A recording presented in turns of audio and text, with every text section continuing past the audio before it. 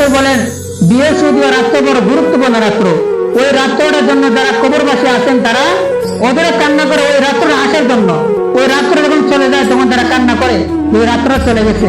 এই সময়ের মধ্যে যখন আমাদের মৃত্যুবাসীদের জন্য, দাদার জন্য, নানার জন্য, মা বাবার জন্য আমরা যখন দোয়া করি, তখন ওই কবরবাসী এত পরিমাণে খুশি হয়, এত পরিমাণে খুশি হয় যারা সমতুল্য নয়। যেরকম এই যখন কোন গুনাহগার বান্দা যখন কবরের মধ্যে আযাবের মধ্যে থাকবে, কিসের মধ্যে?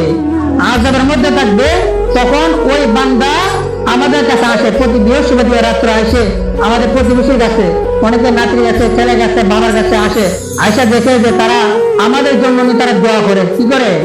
দোয়া নি করে।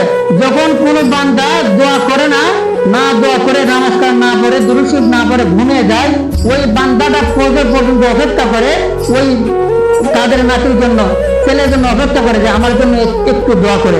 আমি যে আযাবের মধ্যে আছি তারা নিয়ে আমার জন্য একটুখানি দোয়া করে। যখন কোনো বান্দা দোয়া করে না তাদের প্রতিবেশীর জন্য, কবরবাসীর জন্য, তখন ওই বান্দারা আল্লাহর কাছে কান্না করে যে বলে, মালিক আমি দুনিয়ার মধ্যে প্রতিবেশীর কাছে গেছি, কিন্তু গিয়ে আমি তাদের কাছে কিচ্ছু পাই নাই।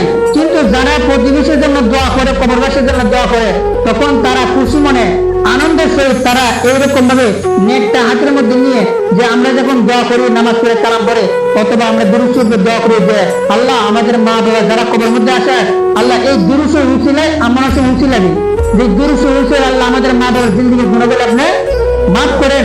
আমরা যখন উসিলা দেই তখন ওই কবরবাসী শান্তি হয়ে তারা নেকটা নিয়ে আল্লাহর কাছে গিয়ে বলে, আল্লাহ আল্লাহ আমি বড় আজকে বড় খুশি। বলে কেন? বলে আজকে আমার প্রতিবেশীরা আমার জন্য আজকে দোয়া করতে, কি করছে?